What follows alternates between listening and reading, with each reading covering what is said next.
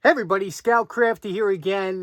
TGIF, thank God it's Friday. You made it through another week, and we have a good show planned for you today. Today we're going to be finishing up on Jimmy and Lisa Campanella sent over a few things, but one was a beautiful slick by T.H. Witherby, which is quite a collectible piece of equipment there, a tool. And you know something, I'm not a timber framer, as it's quite obvious. However, I appreciate tools from all trades, and that's what we do here. And it was funny because when I got this, I didn't know where it was from or who it was from because I couldn't see the name on there. But once I realized what it was, a T.H. Witherby, I said, geez, what do you do? Because I kind of have a long-standing rule on this show. We don't mess with collectible tools. We kind of like to take old common tools and make them collectible, make them nice. So when I get something that's pretty nice, you got to be careful. So I tried to take this as far as I would without destroying any collector value. But, collectors are funny about that, And it's kind of weird how they are, as far as whether or not something is wire brushed or whatever the case may be. Real collectors, if you find something in a barn that's just the way they want it, they like to have a lot of old stuff laying around the house that looks like it came out of the swamp. And when they die, their wives pretty much trash the stuff, throw it away because it looks like rusty junk, whereas they're not going to throw away something that's all polished and well maintained. But so we did the slick up, very nicely done, enjoyed that. Today we're going to do a couple handles for it, okay? So now a slick has a longer handle and a chisel has a shorter handle. I figure we'll do one of each, so this way you have your choice, what you want to make of it, what you want to do with it. And then maybe we'll go upstairs in the attic and maybe we'll make a little leather cap for it because you got to protect the edge of these things. I don't have it razor sharp, but they're supposed to be razor sharp and you got to protect the edge, so we'll be doing that. So let's get started. A lot of fun today. We're going to be working on the lathe, the Nova DVR. I love that lathe. My mother bought that lathe. Actually, I was trying to save up. That's an expensive lathe. I don't have too many expensive items in the shop, but that was expensive. And my mother went to Atlantic City or one of the gambling places, and she won a few $1,000s. And she was all excited about it when she came back. She knew I wanted to save up for this. It was just too much money at the time, for me. And I remember she gave me a couple $1,000s and said, John, go buy that lathe. You want that? Go buy it. I said, well, I can't take your money. She said, go buy it. And so I did. So that has a lot of sentimental value to me. I love that thing. So we'll be working on that today. We got a lot of things. Let's get started right away. Okay, now it's been a while since I've really done a serious woodworking. I used to really be into woodworking and all different types, and now not so much. So what I have bits and pieces of scraps or whatever. When you want to make a handle, you could go to your local lumber yard and pick up a nice piece of hickory or something and plane it down or square it down and put on a lathe, whatever you have to. But I'm looking for something, we're going to make a couple different type of handles for this. And I picked up just some scrap wood around the shop just to have some fun. I used to have some really nice exotic woods that I've done a few things with. But here, this one here, see this piece of wood here? This is from my good friend Dave Ingalls. You might know him from Ingalls Coat Shop. Great channel. Dave had a giveaway with some wood pieces that he had happened to win it. And this is a beautiful piece of ash that Dave deals a lot with when building his coaches. But this here is a piece of scrap 2x4. We're going to use this just to get the right cone shape that goes in here, because it has to be kind of, you don't want it wobbling around. I'll show you what that is in a minute. So, and then I have some, when I go hiking, I always, on my poor man's flea market, if I see a good broom, these are good old-fashioned hardwood broom or mop handles. You always can use them. Let's get to the lathe and see what we can do. Okay, sorry for the noise. We have the jet vacuum system running by the lathe, so Here we go. We turn down. This is the cone. This is what's going to have to be at the end of our handles. That's the shape. You see when it goes in here, it matches the taper, and it's very strong. It can lift up. It won't come out. That's what we want. So now that we have a model, we can basically put that on the end of any handle we turn.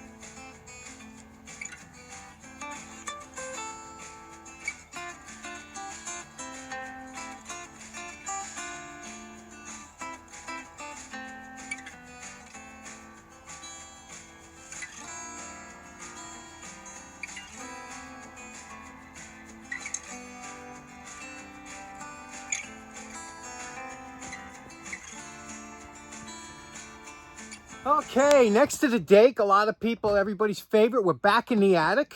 A lot of people enjoy being in the attic. And for those of you just tuned in, let me give you a quick show. This is my attic. And as you can see, it's a true attic as far as there's a ton of things up here that you wouldn't see anywhere else. Things from my life and whatnot. My dad was big into stereo when I was younger. He was so big into hi-fi, and that's all he did. You know, I got speakers up here, all kinds of speakers tucked away that were his.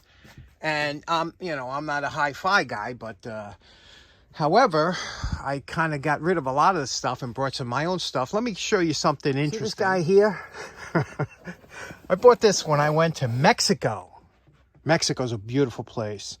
I've been to Mexico about a dozen times because I was stationed down there, and we used to go to Mexico quite a bit. But this one here is a carving from, I got a few of them, but some guy carved this in Mexico. I bought, and it was cheap. You know how Mexico was back then. You could get things really cheap, you know, maybe $5 if that much. But I said, some guy carved this, and I remember, like I said, buying carvings down there. That guy's probably long gone by now. I bought that probably 30 years ago, and it's been just floating around, something you don't do. But other things up here, interesting things that are always fun to see. Like this section here. Now, my dad, again, was into all kinds of speakers and hi-fi, which was big back in the day, and I can't even give this stuff away, but I can't throw it away because my father would be turning over in his grave. But these were some of his tools that he used to use. You know, he did a lot of electronic work, but this was his tool caddy. Now, my dad was not a collector of tools or anything, but what happened was a friend of his passed away. He was out walking like I do at night. Somebody hit and run him, and he was a young guy, but he was like Ford's number 2 guy in all of Ford, and he had tons of tools. And my father wound up getting a ton of his tools. And the funny thing is, I used to laugh all the time. These are all like high-end Snap-on, right? Some channel lock, a lot of Snap-on. And it was funny because my father would be using Snap-on tools. My father didn't even know what he was using. You know, he was a regular tool guy. Craftsman was his brand. So when he got all these tools from, you know, all these Snap-on. This is the guy that passed away, by the way. His name was Frank Lucier.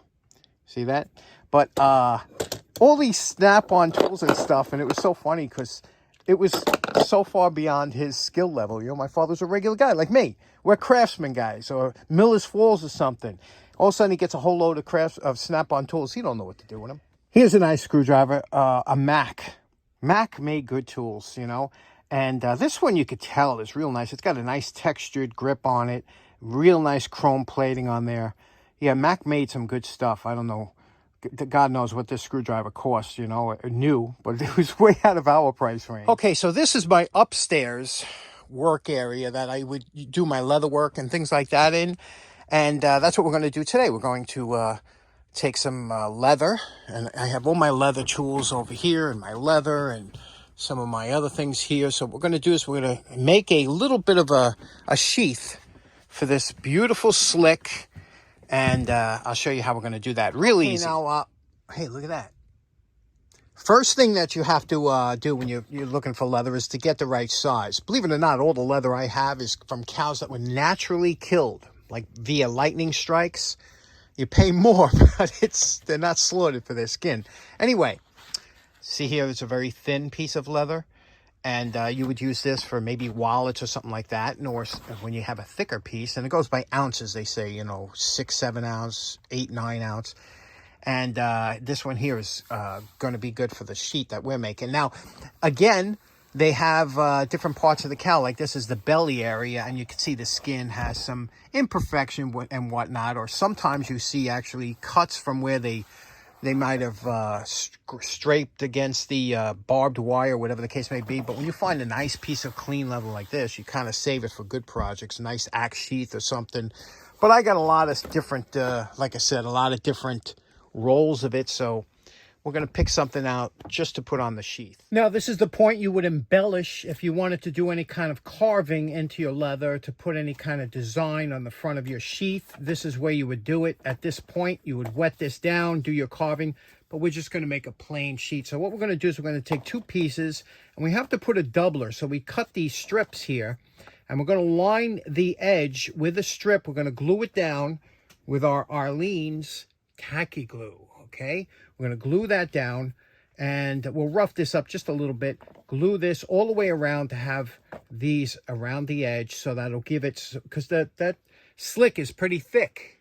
Okay, now it's been a couple hours. We let the glue dry, and what we did is we went over with the sharp utility knife, and we cut away any excess here that's on the sides that might be overlapping. Now we're going to take it downstairs to the belt sander, and we're going to clean up all the edges here. And you see what it looks like now. We'll take the drum sander, we'll do this, and then we'll come back upstairs and we'll do the edges. But you see where we're at now. That's just glued in there. You see what we have.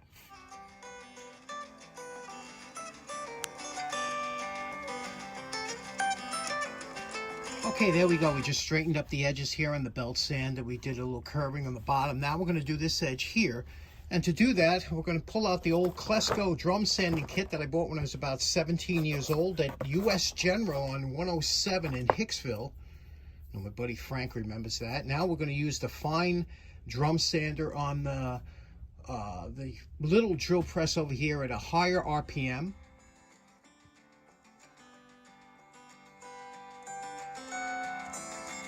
Okay, now we're going to go back up in the attic and we're going to stain this, but first we're going to what they call deglaze it. That's nothing more than a little bit of alcohol here, and we'll rub off just any kind of oils or anything that might be on the outside. The stain will take much better. Now by the time we get upstairs, this will be all dried out. So deglazing it, and then we'll go upstairs and then we'll stain it. Okay, time for stain. We're using Feebling's oil dye saddle tan. Always nice, good, works very well. I'm going to use a piece of paper towel, just fold it up to apply it. Now, if ever you're thinking of not using gloves doing this, forget about it. Because if you get this stain on you, it'll take weeks for it to come out. Ask any Boy Scout that went to, took Leatherwork Merit Badge and didn't have gloves on.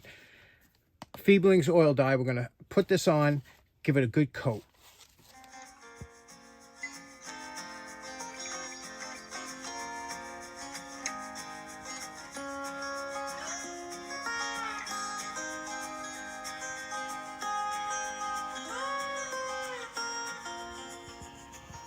Okay, you know my favorite part. Remember where we started with this slick, and let's see where we finished up. I'm calling this project done.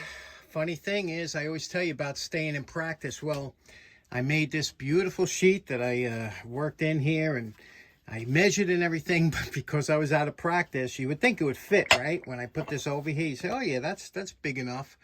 Nope, it wouldn't fit. I made the doublers too big and the rivets, and it was a mess. So I had to redo that and make a second one. So this one here fits, a nice one here. Did all the edges, polished it out. So that's all done. And we did the 2 handles. We did a chisel handle here, which has a steel pipe over the top, and that's so that the top grain doesn't expand when you're hitting it. And then we did this one here out of Ingalls Coach Shop, out of his Ashwood. You can see here what we did. Looks nice, works good. Let me show you how to put these in, install it, and how it works. Now, if you wanted to, this is 3 inches, by the way, just over 3 inches. If you wanted to use this here as a chisel, you would take the chisel, or with a hammer or something, you would take the chisel end and put it like this. You place it in here, just press it in like that lightly, and then give it a tap.